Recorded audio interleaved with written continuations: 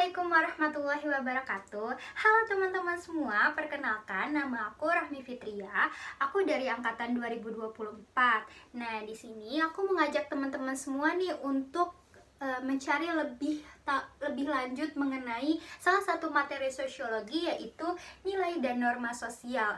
Kenapa sih nilai dan norma sosial itu menjadi penting? Karena kita kan hidup sebagai makhluk sosial gitu ya. Jadi kita pasti bermasyarakat. Nah, nilai dan norma sosial itu menjadi salah satu komponen penting bagaimana kita berperilaku atau bersikap di masyarakat itu sendiri. Nah, selanjutnya teman-teman, ada pengertian nilai. Nilai itu merupakan ukuran atau anggapan yang hidup dan berkembang dalam masyarakat mengenai apa yang benar atau baik untuk dilakukan. Jadi nilai ini itu bergantung kepada masyarakat itu sendiri. Jadi nggak masalah ketika individu satu dengan individu lainnya itu berbeda nilai sosialnya, atau masyarakat A atau dengan masyarakat B itu berbeda, itu tidak masalah. Karena nilai ini tuh dibentuk bagaimana sih interaksi ini tumbuh yang menjadikan itu sebuah nilai sosial. Nah, selanjutnya ada pengertian norma. Norma itu merupakan aturan atau panduan hidup yang tidak tertulis dan berlaku di masyarakat. Biasanya norma ini tuh berfungsi sebagai batasan bagaimana kita dilihat baik atau dilihat buruk oleh masyarakat itu sendiri. Nah, memang biasanya norma ini itu bersifat memaksa, terus karena ada larangan dan perintah. Bahkan ketika kita melanggar larangan atau perintah tersebut, maka kita akan mendapatkan sanksi. Nah, selanjutnya ada jenis-jenis nilai. Yang pertama itu nilai dominan. Seperti namanya ya teman-teman, dominan dianggap lebih penting daripada nilai yang lainnya. Sebagai salah satu contoh, nilai dominan dengan ukuran seberapa lama keyakinan atau nilai tersebut dianut. Misalnya seperti tradisi yang sudah ada sejak zaman dulu, terus diyakini atau dianut sampai sekarang, itu menjadi nilai sosial. Tapi nilai sosial yang dibentuk adalah nilai sosial yang menganut tradisi tersebut. Jadi kalau kita tidak mengikuti karena bukan bagian dari daerah tersebut, itu pun tidak masalah. Terus yang kedua adalah nilai yang mendarah daging. Namanya mendarah daging berarti udah ada nih dari diri kita sendiri. Itu tuh merujuk kepada kebiasaan kita. Jadi ketika kita melakukan hal tersebut, itu tuh secara tidak sadar gitu. Jadi kita melakukannya tanpa ragu-ragu karena sudah menjadi kebiasaan kita. Terus selanjutnya ada jenis-jenis norma berdasarkan tingkat daya ikat. Nah, yang pertama itu ada usage, di mana ini adalah tingkatan paling rendah. Itu tuh merujuk kepada suatu perbuatan kita gitu ya teman-teman. Sebagai contoh, ketika kita makan ya teman-teman, ketika kita makan terus kita berdecap makannya, itu kan akan membuat orang risih karena berisik. Dan sanksi yang diberikan ketika di tahap usage itu lebih ke celaan dari lingkungan sekitarnya.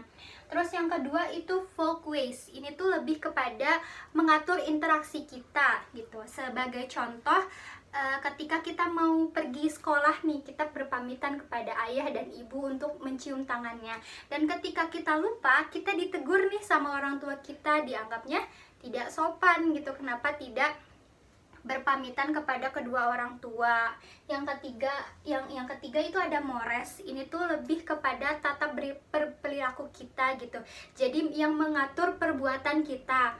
Misalnya kita kan sudah terbiasa atau secara otomatis gitu ya memanggil kedua orang tua kita dengan sebutan ayah dan ibu. Dan ketika kita tidak melakukan hal tersebut, lingkungan atau masyarakat berpikir kalau misalkan kita adalah anak yang gak sopan kepada orang tuanya, misalkan seperti itu.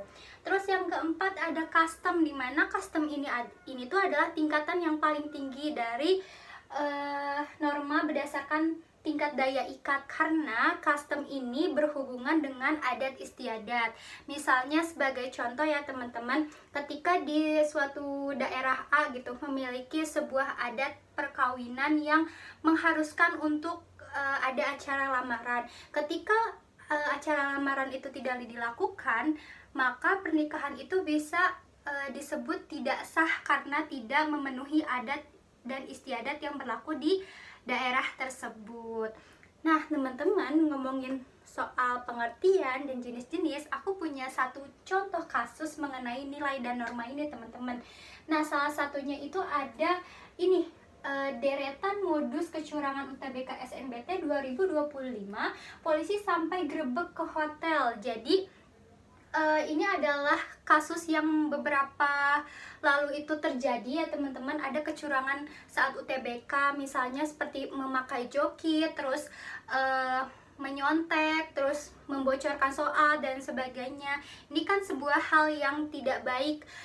Nilai yang dilanggar itu adalah kejujuran dan tanggung jawab. Sedangkan norma yang dilanggar adalah larangan menyontek saat ujian. Dampaknya apa? Dampaknya peserta-peserta yang melakukan kecurangan ini akan didiskualifikasi, teman-teman.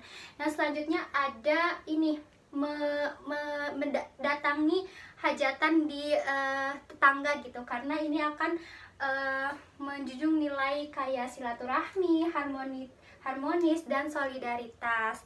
Nah, teman-teman, kita udah ngomong banyak banget ya, tadi udah membahas banyak mengenai nilai dan norma sosial. Kesimpulannya, nilai itu dibentuk karena interaksi masyarakat di lingkungan itu sendiri. Sedangkan norma itu lebih kepada aturan yang berlaku dan bersifat universal gitu. Jadi daerah satu dengan daerah lain itu pasti memiliki norma yang tidak jauh beda.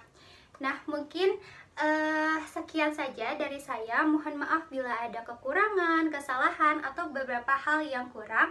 Mohon dimaklumi. Wassalamualaikum warahmatullahi wabarakatuh.